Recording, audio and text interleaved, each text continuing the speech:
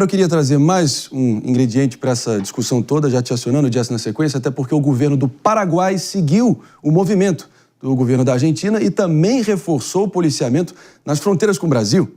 Agora, depois de receber informações de risco de fuga de traficantes de altíssima periculosidade do Comando Vermelho para o país. É isso aí. Para trazer todos os detalhes, ninguém melhor que Eliseu Caetano se juntando a nós no palco do Morning Show. Fala, Eliseu.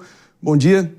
Realmente é um atestado quase que de falência do nosso Estado brasileiro quando a gente tem que ver os nossos vizinhos nos tratando como talvez o local mais radioativo, ou a fonte dos problemas na região, né? Infelizmente, Marinho, infelizmente, viu? Muito bom dia para você, para os nossos companheiros aí no estúdio. Aliás, sou fã da Mari Cantarelli do In Off. Toda sexta tô ligado às 11 da noite aqui na programação da Jovem Pan para conferir as entrevistas maravilhosas da Mari.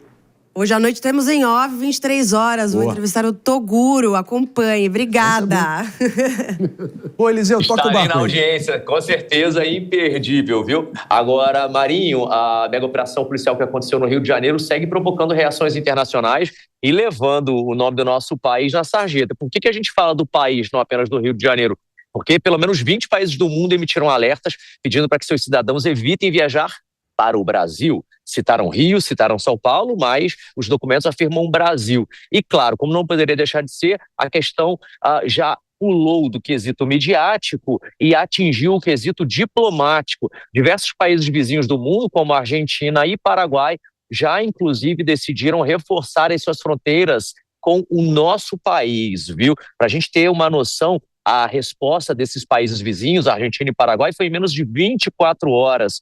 E agora tem reforço militar e também policial, evidenciando aí como o crime organizado brasileiro é visto hoje como um problema regional, sim, como você bem disse. Na Argentina, o governo de Javier Milei decretou alerta máximo na fronteira norte, especialmente na província de Misiones, que faz fronteira ali com o Paraguai e com o Rio Grande do Paraná, e com o Rio Grande do Sul. A ministra da Segurança da Argentina, Patrícia Bullrich, inclusive já enviou no início da manhã de hoje envio de tropas federais, gendarmes e unidades de inteligência para a chamada Tríplice Fronteira, uma área ali que envolve Foz do Iguaçu, Ciudad del Este e no Paraguai, né, e Puerto Iguazú na Argentina.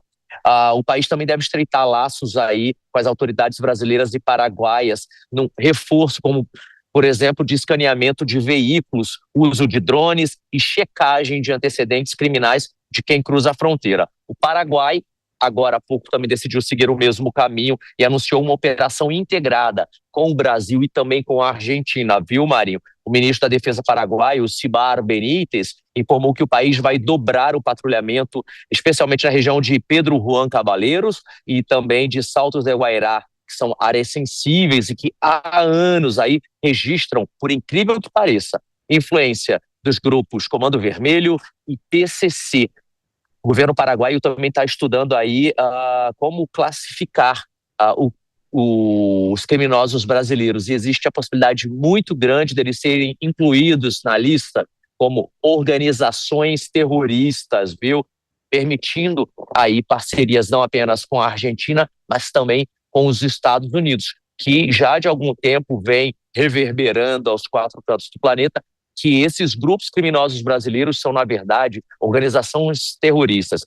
Se o Comando Vermelho e o PCC ou qualquer outro grupo criminoso desse do Brasil for enquadrado pelo nosso país como organização terrorista, vai permitir até com que os Estados Unidos façam, Marinho, algumas ações como as que estão sendo feitas na Colômbia e na Venezuela, por exemplo. A gente vai seguir daqui acompanhando a escalada da tensão no mundo inteiro com relação a essa mega operação do Rio de Janeiro e eu volto ao longo da programação da Jovem Pan e desse final de semana, viu? Porque você não está trabalhando, mas eu estou. Volto com você no estúdio. É isso aí, mas semana foi intensa para todo mundo, mas você sempre, enfim, tomando a dianteira aqui, dando exemplo, correndo e suando a camisa, sempre competente. Eliseu Caetano aqui com a gente no Morning Show. Obrigado, meu irmão, pelas informações.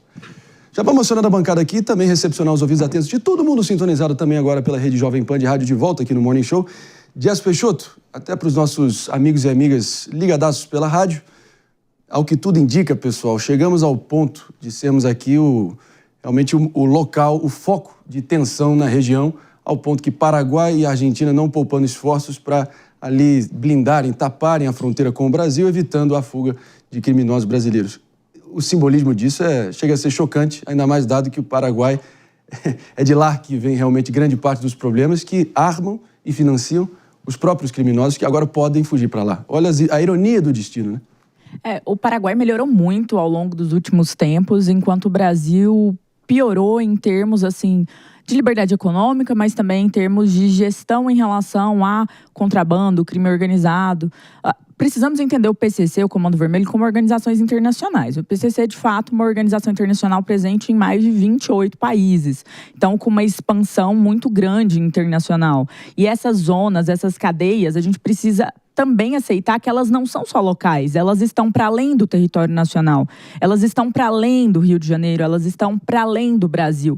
E isso tem essa interação e agora a gente vê essa medida de contenção. O Paraguai vai declarar o PCC e o Comando Vermelho como organizações terroristas. O PCC e o Comando Vermelho, mas nós não iremos, e aí tem uma grande questão que é uma argumentação, André, que é baseado, o ministro Ricardo Lewandowski já fez em alguns momentos, ministro da Justiça, que é que uma organização terrorista tem um quê ideológico ou de atuação política. Mas espera lá, a gente não vê na ideologia do crime uma ideologia, uma presença, uma defesa? Será que a gente não consegue ver o crime como uma ideologia, bandidolatria como uma ideologia? E mais, atuação política.